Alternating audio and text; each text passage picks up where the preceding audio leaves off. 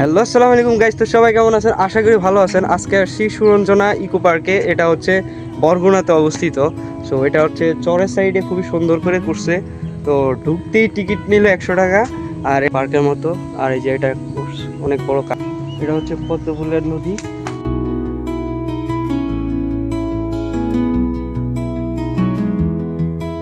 জিনিস দেখা এখানে এসে হরিণে দেখা মিলে গেল। ওই দেখেন আমার পিছে হরিণ কতগুলো বসে রয়েছে, দেখছেন? এই যারা বসে রয়েছে। তো অনেকক্ষণ ঘুরলাম, ঘোরার পরে পার্কে একটু নিরিবিলি, পদ্ম ফুল, এই যে এগুলো হচ্ছে শাপলা ফুল, ভালোই লাগতেছে। আর এই সাইডটা তো মোটামুটি সবচেয়ে ভালো, সুন্দর লাগতেছে এই জায়গাটা। তো তেমন বড় না, একদম ছোটোখাটোর মধ্যে আর কি। ধরতে গেলে এলাকার মানুষ যাদের, তাদের জন্য আর কি ঘোরার জন্য ঠিক মতো। আর হোটেল, ওনাদের হোটেল সিস্টেম আছে। হোটেলের ভাড়া প্রায় ওনারা 4000-5000 টাকা করে রাখে, খুবই বেশি আমি মনে করি। রুমগুলো দেখছিলাম তেমন ভালো না।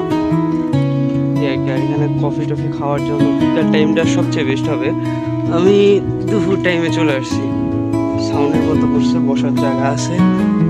ঢোকার প্রথমে আমি দেখলাম এখানে লেখা আছে যে পাখিদের অভয়ারণ্য, বাট এখানে আমি দেখতেছি যে কাপলদের অভয়ারণ্য।